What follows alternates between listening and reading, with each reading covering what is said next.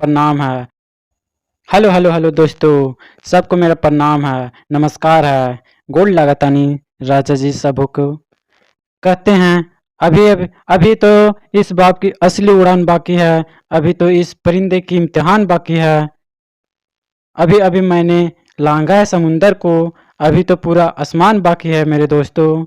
चलो अब चलते हैं अपने बाप की उड़ान के लिए पीरियोडिक टेबल की दुनिया में। तो उससे पहले बता दें कि जो भी स्टूडेंट हमारे चैनल को सब्सक्राइब नहीं किए हैं वो जाके सब्सक्राइब कर लें और हो सके तो लाइक शेयर सब कर दें। तो चलते हैं दोस्तों अपने बाप की उड़ान पीरियोडिक टेबल की ओर। तो सबसे पहले हम लोग जानेंगे कि रसायन शास्त्र केमिस्ट्री क्या है, यानी ये रसायन शास्त्र क्या है। विज्ञान की वह शाखा जिसके अंतर्गत तथा पदार्थ के गुण, संरचना, क्रिया प्रतिक्रिया होने वाले परिवर्तनों यदि क्रमबद्ध यानी एक लाइन से अध्ययन किया जाए तो उसे रसायन शास्त्र कहते हैं, यानी केमिस्ट्री कहते हैं। ओके, अगला पॉइंट है आर हॉफमैन के अनुसार रसायन विज्ञान को परमाणुओं तथा अणुओं का एक विज्ञान कहा जाता है। ठीक, और अगला पॉइंट है रसायन शास्त्र की उत्पत्ति मिस्र में पाई जाने वाली मिट्टी केमी नामक मिट्टी से हुई थी। ठीक, अगला पॉइंट है दोस्तों कि एंटोनी लेवर्जियर को रसायन विज्ञान का जन्मदाता माना जाता है। रसायन विज्ञान का जो जन्मदाता है उस किसको माना जाता है? एंटोनी लेवर्जियर को माना जाता है। ठीक, और अगला पॉइंट है कि रसायन विज्ञान का जन्म कहाँ हुआ था? रसायन विज्ञान का जन्म मिस्र में हुआ था। तो ये सारे पॉइंट आप लोग याद रखिएगा। ठीक, आप पढ़ने वाले हम लोग पदार्थ यानी मेटर यानी सब्सटेंस किसे कहते हैं, पदार्थ किसे कहते हैं। तो पदार्थ वह वह वस्तु है जो स्थान को घेरे या छेके और उस वस्तु का भार हो तो उसे पदार्थ कहते हैं। जैसे कोई भी चीज़ है तो वो स्थान घेर रहा है और वो कुछ वेट है उसका तो वह पदार्थ कहलाता है। ठीक, जैसे मैं एग्जांपल को ले लेते हैं, हवा, पानी, गैस, ईटीसी सब है पदार्थ है। ये सब जो स्थान घेरे वो पदार्थ है। अब हम लोग अगला पढ़ेंगे कि पदार्थ को कितने भागों में बांटा गया है, पदार्थ को कितने भागों में वर्गीकृत किया गया है। ठीक ना, पदार्थ को दो भागों में बांटा गया है। पहला है भौतिक, दूसरा है रासायनिक।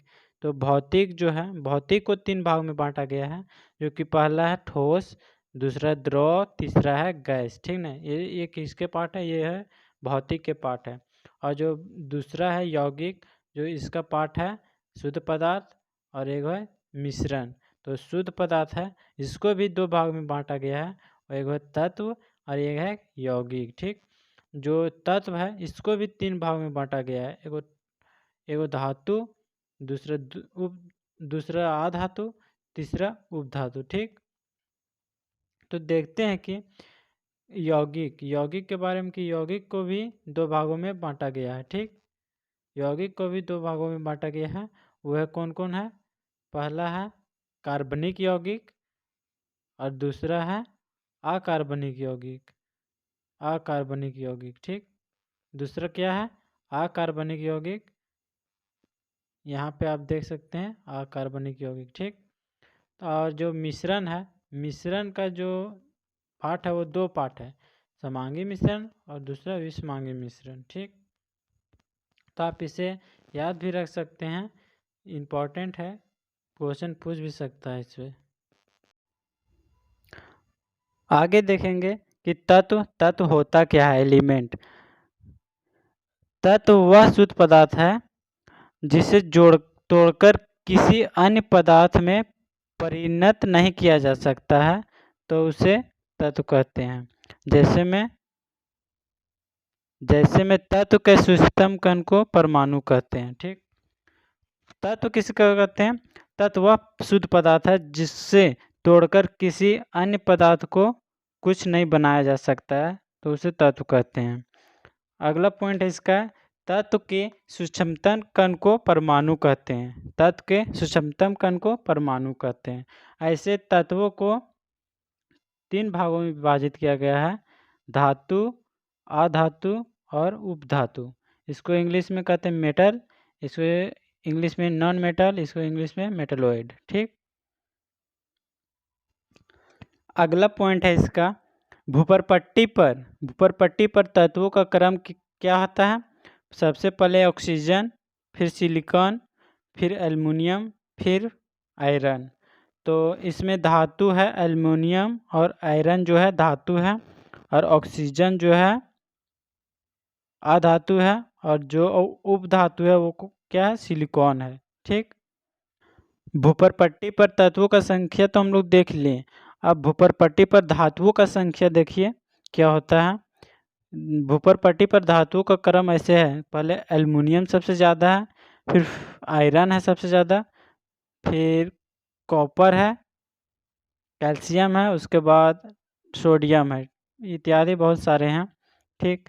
उसके बाद देखेंगे हम लोग मानव शरीर में तत्वों का क्रम। सबसे ज़्यादा ऑक्सीजन है, फिर कार्बन है, फिर हाइड्रोजन है, फिर नाइट्रोजन है, फिर कैल्शियम है। ठीक। तो इसमें से कैल्शियम जो है वो धातु है, और ये चारों ऑक्सीजन, कार्बन, हाइड्रोजन, नाइट्रोजन ये सब अधातु है। ठीक। अगला पॉइंट देखेंगे, जीवित मानव में जीवित मानव शरीर में सबसे कम मात्रा में पाए जाने वाला तत्व क्या है, वो है मैग्नीज। क्या है, मैग्नीज है। जीवित शरीर में सबसे कम मात्रा में पाए जाने वाला तत्व मैग्नीज है। ठीक। तो ये सारे क्वेश्चन इम्पोर्टेंट है, पॉइंट भी इम्पोर्टेंट है, इसको याद रखिएगा। ठीक ना। जैसा कि आप यहाँ पे देख सकते हैं, फिगर के अनुसार डिनोट किया गया है। जैसे कि फिगर में यहाँ डिनोट किया गया है कि भूपरपट्टी में तत्वों का संख्या सबसे ज़्यादा क्या है, ऑक्सीजन है यहाँ पे, फिर सिलिकॉन है, फिर आयरन है, फिर एल्युमिनियम है, फिर कैल्शियम है, फिर सोडियम है। ठीक। फिर अदर सारे तत्व है। सबसे ज़्यादा ऑक्सीजन है, फिर सिलिकॉन है, फिर आयरन है, इसी तरह का डिनोट किया गया है, देख लीजिए। अब हम लोग को तत्व खत्म हो गया, अब यौगिक के तरफ चलते हैं। यौगिक क्या है, यौगिक क्या है, सबसे पहले देखेंगे कि जब दो या दो से अधिक तत्वों के निश्चित अनुपात को मिलाया जाता है, दो या दो से अधिक तत्वों को निश्चित अनुपात में मिलाया जाता है तो यौगिक का निर्माण होता है। यानी दो दो को भी चीज़ को मिला दिया जाए तो वह यौगिक कहलाता है। ठीक ना। अब दूसरा पॉइंट है, यह जिन तत्वों से मिलकर बना होता है उनका गुण उसमें विद्यमान नहीं होता है, उसमें मतलब नहीं मिला हुआ होता है। और तीसरा पॉइंट है, यौगिक के सुषुप्तन कण को अणु कहते हैं। वहाँ कहा था, तत्व में क्या था कि तत्व के सुषुप्तम कण को परमाणु कहते हैं, और यहाँ क्या है, यौगिक के सुषुप्तम कण को अणु कहते हैं। ठीक ना। यह पॉइंट ध्यान रखिएगा, दोनों में कन्फ्यूजन करने वाला है।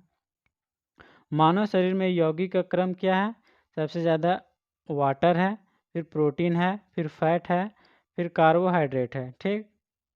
तो आप जान लेते हैं हम लोग कि जल के बारे में क्या है इसमें, कि यह एक यौगिक है। जल जो है यह यौगिक है, इसमें परमाणुओं का अनुपात 2.1 है। ठीक ना। और इसमें परमाणुओं का जो अनुपात है वो 2.1 है, और परमाणु भार का जो अनुपात है वह 1.4 है, और परमाणुओं की संख्या कितना है, 3 है। 2 हाइड्रोजन है, 1 ऑक्सीजन है, दोनों मिला के 3 हुआ। फिर तत्वों का संख्या कितना है, 2 है। 2 कौन कौन है, एगो हाइड्रोजन है, एक ऑक्सीजन है। ठीक। और अगला पॉइंट है, इसका क्वथनांक जो है 100 डिग्री सेल्सियस है, या तो केल्विन में बोले तो 373 केल्विन है, या तो र्यूमर में बोले तो 80 डिग्री र्यूमर है, और फ़ारेनहाइट में इसको बोले तो 212 डिग्री फ़ारेनहाइट में है।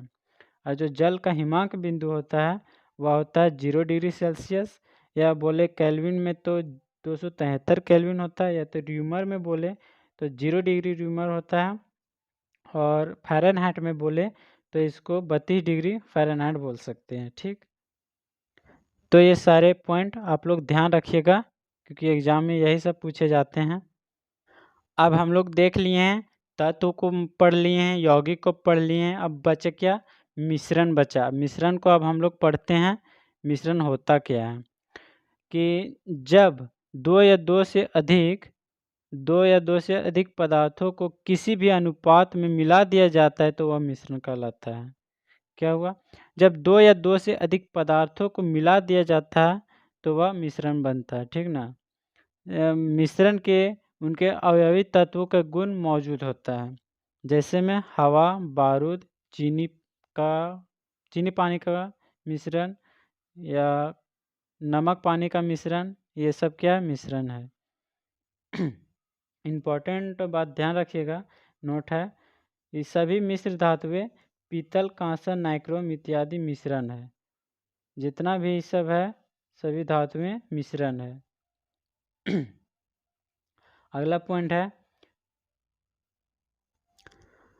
पॉइंट है कि मिश्रण के प्रकार यानी टाइप्स ऑफ मिक्सचर कितने प्रकार के होते हैं। तो मिक्सचर बताएं, दो प्रकार का होता था, एक समांगी मिश्रण और दूसरा विषमांगी मिश्रण। तो यहाँ सबसे पहले डिस्कस करेंगे समांगी मिश्रण को, कि समांगी मिश्रण है क्या, आखिर होता क्या है समांगी मिश्रण। जिस मिश्रण के प्रत्येक भाग के सभी गुण के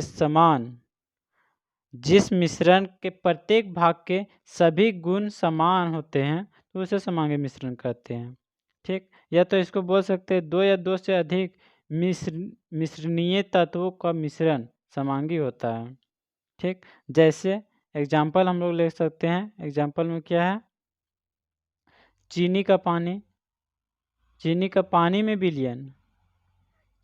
पानी में विलयन, अल्कोहल तथा जल का मिश्रण, सब यही सब एग्जाम्पल है।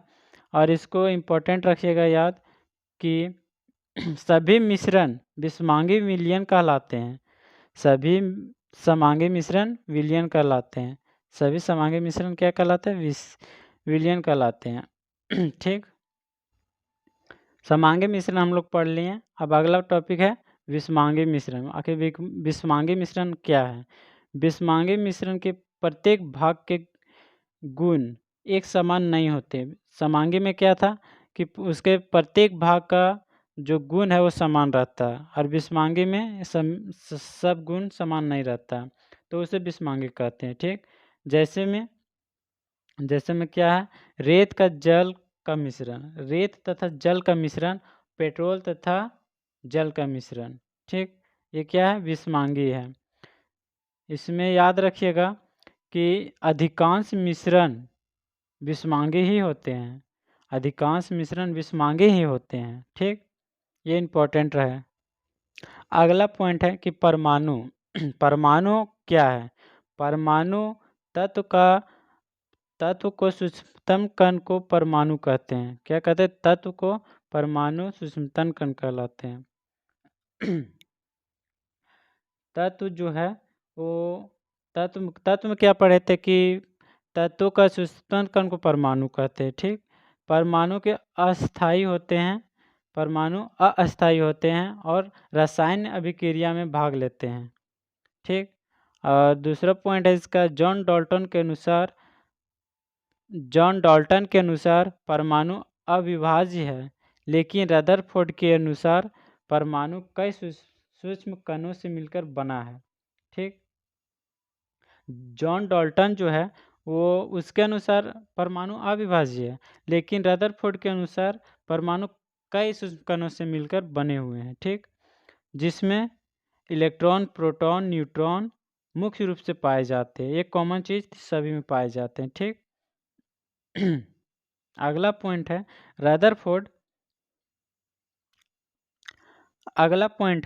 कि रदरफोर्ड ने नाभिक की खोज की थी, जिसमें परमाणुओं के प्रोटॉन और न्यूट्रॉन उपस्थित रहते हैं, जिन्हें एक साथ न्यूक्लियॉन कहा जाता है, ठीक।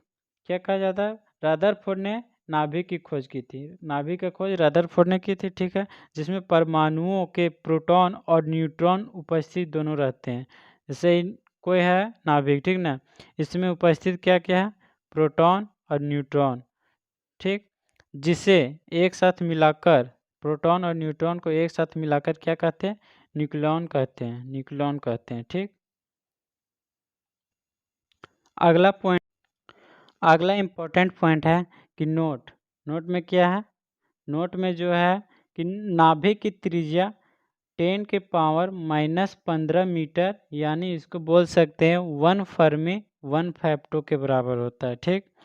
और जो परमाणु की त्रिज्या है वह 10 to the power -10 metre, 10 to the power -10 metre यानी 1 एंगस्ट्रॉम के बराबर है।